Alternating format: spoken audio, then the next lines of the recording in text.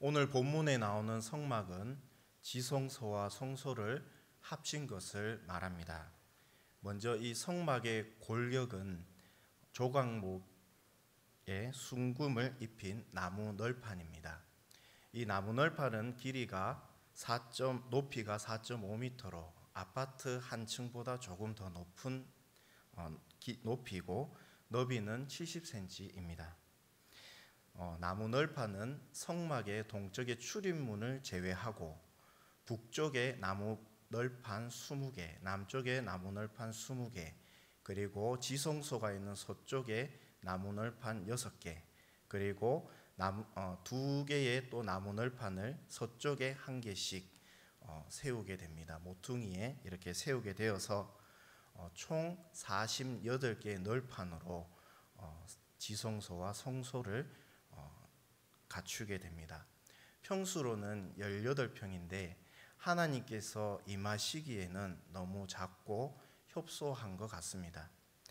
그리스 에베소에 있는 아데미 신전은 높이가 19m에 그 19m의 높이가 129개로 된 아주 높고 넓은 신전입니다. 아주 웅장하고 큰 신전이고, 또 우리가 일제시대 때에 일본 천황을 섬기라고 해서 남산 위에 조선 신궁을 마련했는데, 거기에 큰 건물 15채와 그 당시에 시대에 맞지 않는 아주 큰 신장로를 설계하여서 일본 천황에 대한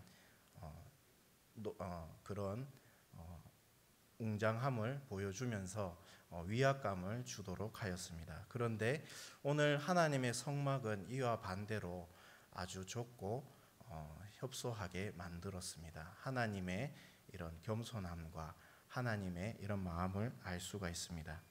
오늘 말씀은 이 성막 위에 덮는 4가지 휘장에 대해서 말씀을 전하려고 합니다. 첫 번째 휘장은 흰 세마포에 정교하게 4가지 실로 천사를 정교하게 수놓은 휘장입니다. 본문 1절에 보면 너는 성막을 만들게 가늘게 꼰 배실과 청색, 자색, 홍색 실로 그룹을 정교하게 수놓은 10폭의 휘장을 만들지니, 가늘게 꼰 배실과 청색, 자색, 홍색 실로 하나님께서는 정교하게 천사를 정교하게 수놓아 놓으라고 말씀하셨습니다. 가늘게 꼰 배실과 청색, 자색, 홍색 실은 같은 실입니다. 아마라는 그런 식물에서 섬유를 분리해서 배틀에 짜서 낸 흰 실인데, 그 흰 실에다가 페니키아 해변에 있는 조개의 분비물을 색을 입히면 그것이 청색이고, 그리고 자색 달팽이를 분비물을 색을 입히면 그것이 자색이 되었고, 그리고 빨간 연지벌레를 말려서 가루로 만든 다음 그 흰 실에다가 색을 입히면 붉은색이 되었습니다. 그러니 이 실들은 사람의 손이 많이 가는 것이고, 그래서 그 당시 고대 때에는 가격이 아주 비싸고 구하기가 어려운 실들이었습니다. 그래서 당시에 왕들이 있는 이런 왕궁에 쓰임받는 그런 실들이었습니다. 본문 5절과 6절에 보면 휘장 끝 폭가에 고 신계를 달며 다른 휘장 끝 폭가에도 고 신계를 달고 그고들을 서로 마주보게 하고 금 갈고리 신계를 만들고 그 갈고리로 휘장을 연결하게 한 성막을 이룰지며. 첫 번째 휘장은 10폭으로 되어 있습니다. 그래서 한 번에 큰 하나의 휘장을 만든 것이 아니라 10폭인데 그 중에 반반씩 해서 5폭씩 5폭 5폭 이것을 이제 연결해 가지고 10폭으로 해서 하나의 휘장을 만드는 것입니다.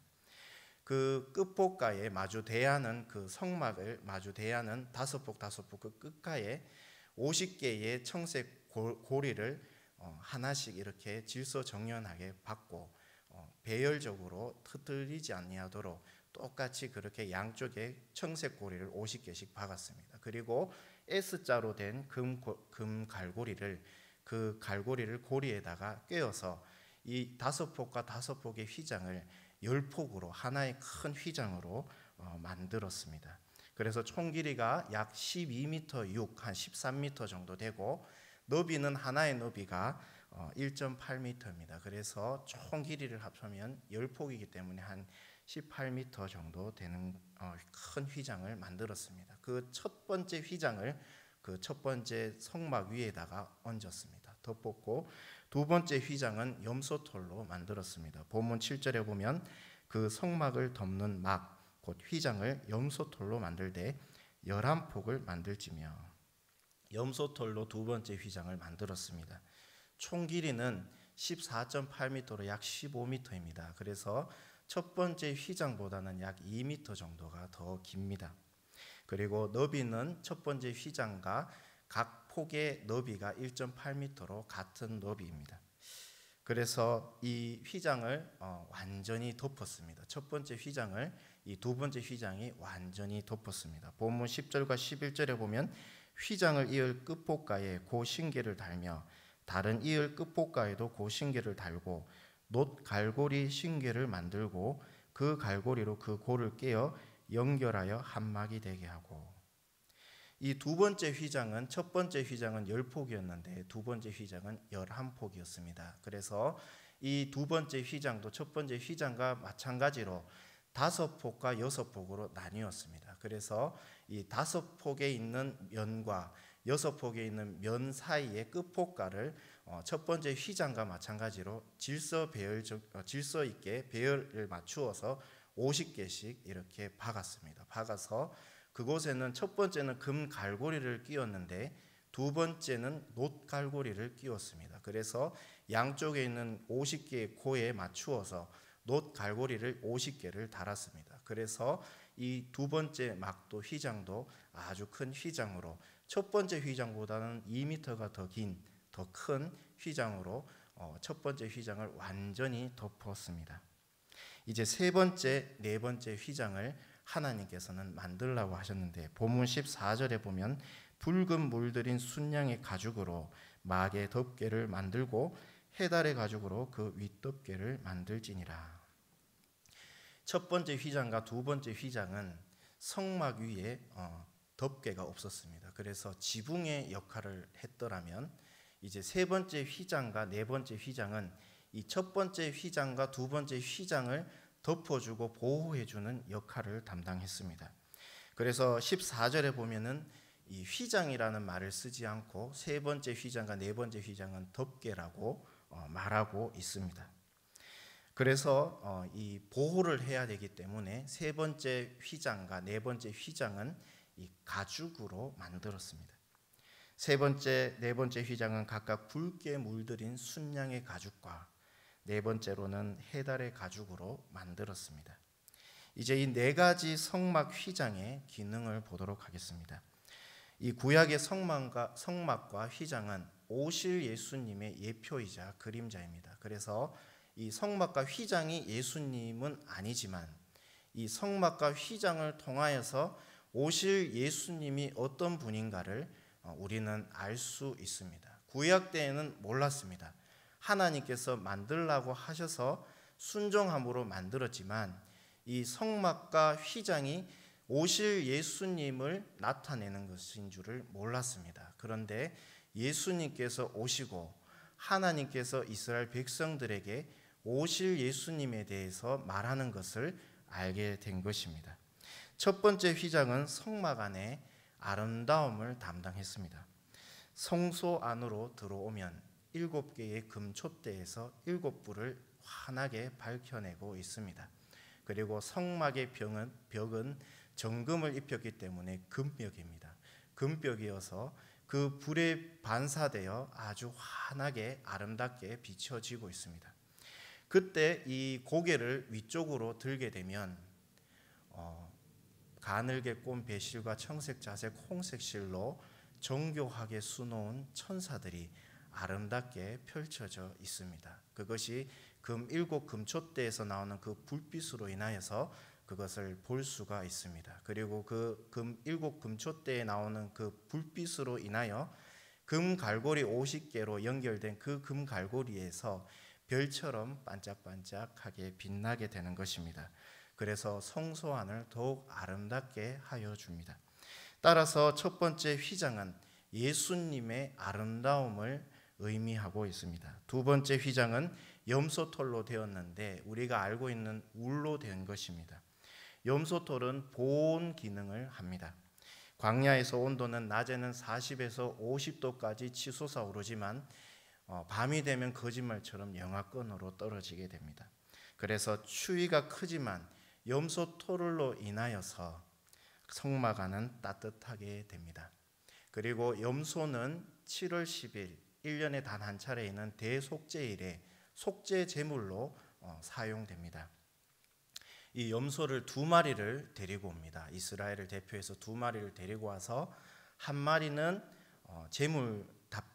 제물을 이렇게 행하듯이 피를 흘려서 죽입니다. 그래서 피를 내어 죄를 사함 받고, 그리고 한 마리는 아사셀이라고 하여서 죽이지 않습니다. 대제사장이 첫 번째 염소를 죽인 그 피를 흘리는 것을 기초로 해서 대제사장이 아사셀의 그 염소 머리에 손을 얹고 온 이스라엘의 죄를 전가시킵니다. 그러면 이스라엘의 모든 죄가 이 아사셀 염소의 머리로 전가되게 됩니다. 그러면 이 아사셀 염소를 이스라엘 진 밖에 내다 버리는데 아주 먼 곳으로, 이스라엘 진영에서 아주 먼 곳으로 이 아사셀 염소를 광야로 내보내게 됩니다.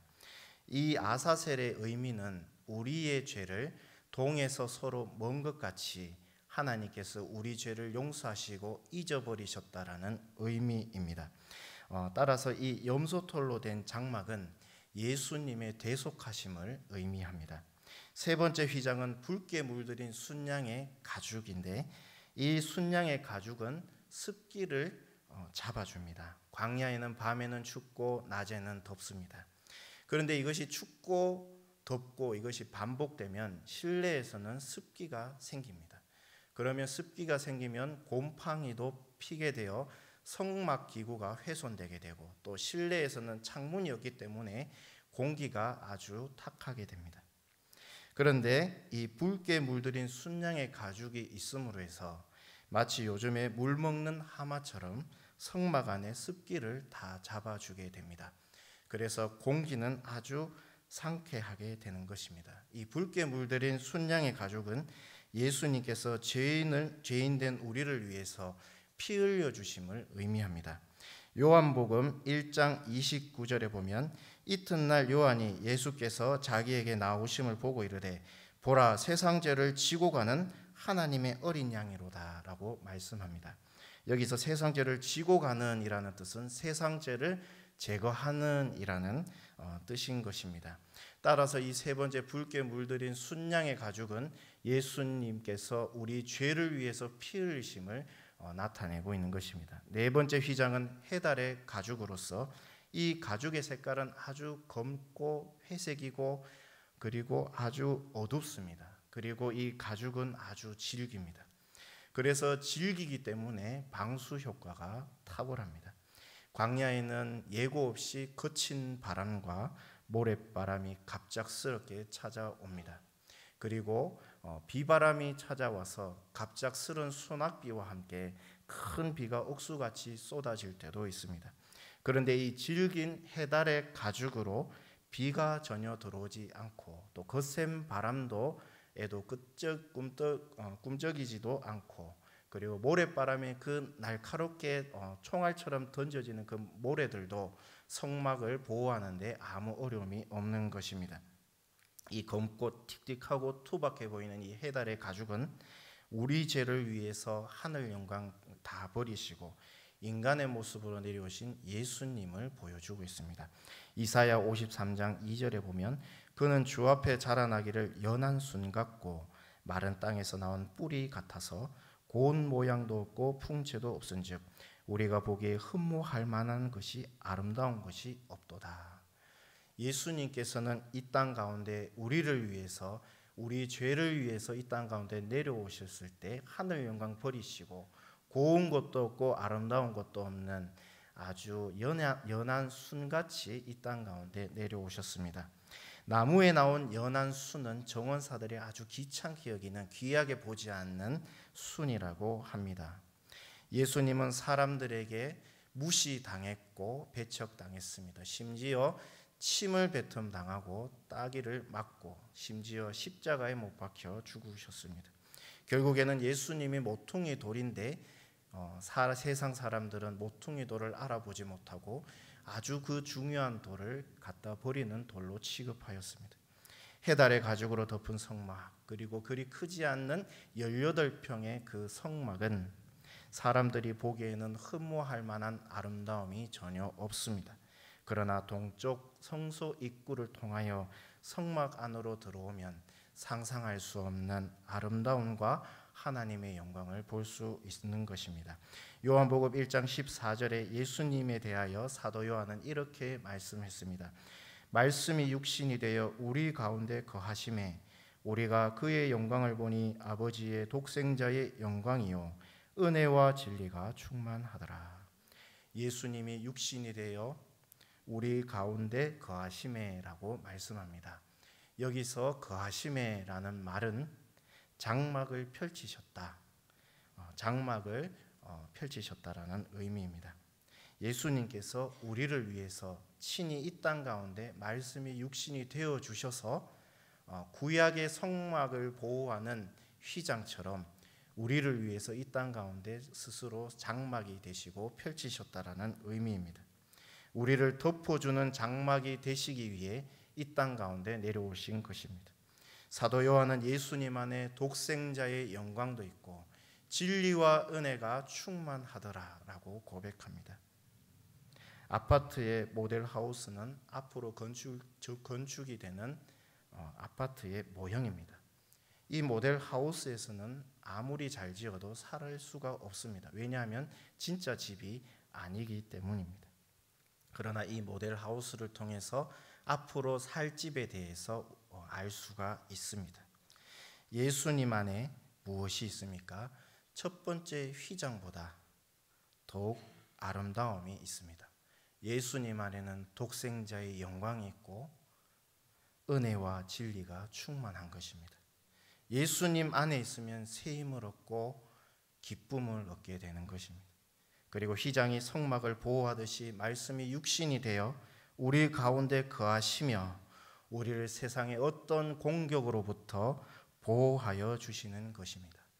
말씀을 준비하면서, 이 본문을 준비하면서 두 사람이 생각이 났습니다. 아가서에 보면 솔로몬 왕과 술라미 여인이 나오게 됩니다. 저는 이 술라미 여인이 생각이 났습니다. 우리가 알다시피 솔로몬 왕은 예수님을 의미하고 술라미 여인은 우리 성도들을 의미합니다. 술라미 여인은 포도원을 가꾸는 포도원지기입니다. 어릴 때부터 포도원지기를 했는데 원래 이 포도원지기는 일이 고나기 때문에 남자들이 하는데 어떻게 하다 보니 이 아가서에 나오는 술라미 여인은 여인이지만 어릴 때부터 이 포도원지기를 하게 되었습니다. 보통 힘이 드는 일이 아닌데 이 술라미 여인이 땡볕에서 포도원에서 일을 하면서 자신의 피부가 그 태양빛에 있는 태양으로 인해서 검게 다 타버렸습니다. 여성미가 없을 정도로 이 술라미 여인이 자신의 피부를 이렇게 설명하는데 피부가 검은 계달의 장막처럼 되었다라고 이렇게 표현을 했습니다. 삶이 참 고단합니다. 그러나 술라미 여인은 삶이 고단해도 아이러니하게 그의 삶은 아주 참 기쁨이 넘칩니다. 왜냐하면 솔로몬 왕을 만나기 때문입니다. 아가서 1장 2절에 보면 내게 입맞추기를 원하니 내 사랑이 포도주보다 나음이로구나. 솔로몬 왕이 술라미 여인을 찾아옵니다. 그리고 두 사람이 데이트를 하는데 이 술라미 여인이 특히 사랑에 빠져가지고 솔로몬 왕을 바라볼 때 솔로몬 왕이 자신에게 입맞춤하기를 바랍니다.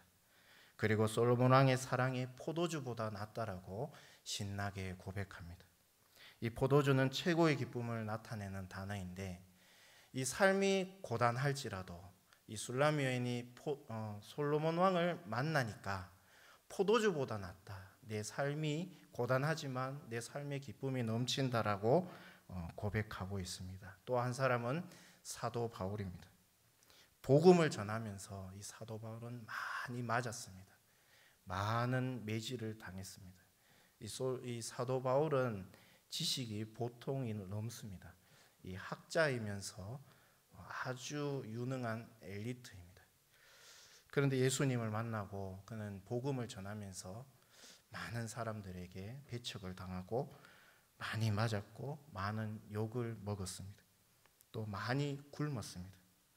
이 정도면 아무리 사도 바울이라도 그도 인간인데 힘들지 않겠습니까? 낙심이 들지 않겠습니까? 그런데 사도 바울이 골로새 교회에 편지를 쓰는데 거기에 그가 예수님을 만난 그 인격적으로 만난 그 예수님에 대해서 이렇게 말씀합니다. 골로새서 2장 3절에 그 안에는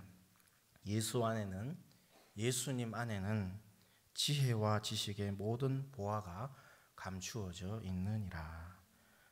밭에서 감추인 보화를 찾는다면 자신의 전 재산을 팔고도 기쁨이 넘칩니다. 그런데 사도 바울은 인격적으로 예수님을 만났습니다.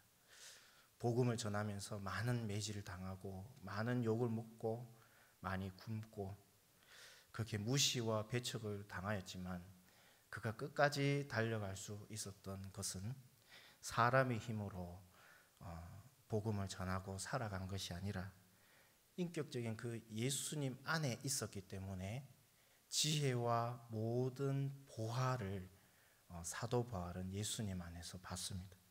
그래서 기쁨으로 끝까지 달려갈 길을 표대를 향해서 달려갈 수 있었던 것입니다. 마치 성막 안으로 들어가서 가늘게 꼰 배실과 청색, 자색, 홍색 실로 수놓은 아름답게 펼쳐진 천사들을 보는 것처럼 술람 여인과 사도 바울은 예수님을 통하여 기쁨이 넘쳤습니다. 오늘 우리에게 주시는 교훈이 있습니다. 그것은 예수님 안으로 들어오시라는 것입니다. 술람 여인처럼 사도 바울처럼 예수님의 아름다움도 보고 독생자의 영광도 보고 은혜와 진리 그 충만함도 경험하시기를 하나님께서는 원하십니다. 성막의 기능은 외부의 세찬 바람과 뜨거운 바람 그리고 모랫바람을, 내부에서는 습기와 차가운 기운과 더운 기운을 막아줍니다. 예수님의 말씀이 육신이 되어 이 땅에 오셔서 우리에게 장막, 휘장이 친히 되어 주셨습니다. 예수님 안에 들어오시면 또한 마귀의 공격, 세상 풍파를 주님께서 막아주십니다. 예수님 안에 거하십시오. 그래서 참 기쁨이 충만하시기를 예수님의 이름으로 축복합니다. 아멘. 기도드리시겠습니다.